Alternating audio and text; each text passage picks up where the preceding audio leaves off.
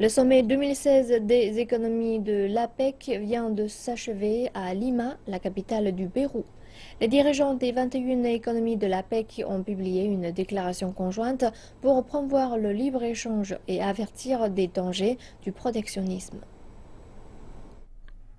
Les dirigeants de la moitié des économies du globe ont mis de côté leurs différends pour la traditionnelle photo clôturant l'APEC. Portant un châle typiquement péruvien, ils se sont tenus côte à côte.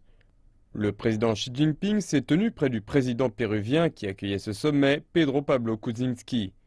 Le président Barack Obama, à l'occasion de sa dernière étape en tant que dirigeant de la plus grande économie mondiale, se tenait dans la dernière rangée. Les discussions difficiles mises de côté, tous se sont accordés pour soutenir le libre-échange. Cela souligne d'une manière très claire que le libre-échange et l'ouverture commerciale sont fondamentaux pour la prospérité mondiale. Dans sa déclaration de clôture, le président Kuczynski a expliqué que le protectionnisme endommagerait les 21 économies de l'Asie-Pacifique représentées ici, faisant clairement référence aux inquiétudes sur le fait que le successeur d'Obama à la Maison-Blanche ne transforme le paysage des échanges commerciaux dans la région Asie-Pacifique. S'exprimant samedi à l'occasion d'une réunion bilatérale entre la Chine et les États-Unis, le président Xi Jinping a non seulement promis d'ouvrir encore davantage l'économie chinoise, mais également d'étendre la coopération avec les États-Unis.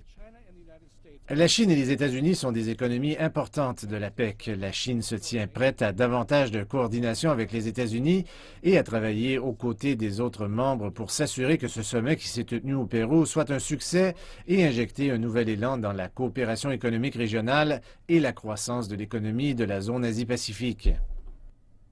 Lors de son discours de samedi, Xi Jinping a laissé entendre que Beijing prendrait les rênes du commerce mondial si Washington se tournait vers le protectionnisme. Le président Xi Jinping a promis que la Chine ne claquerait pas la porte au monde extérieur, mais qu'au contraire, elle l'ouvrirait davantage.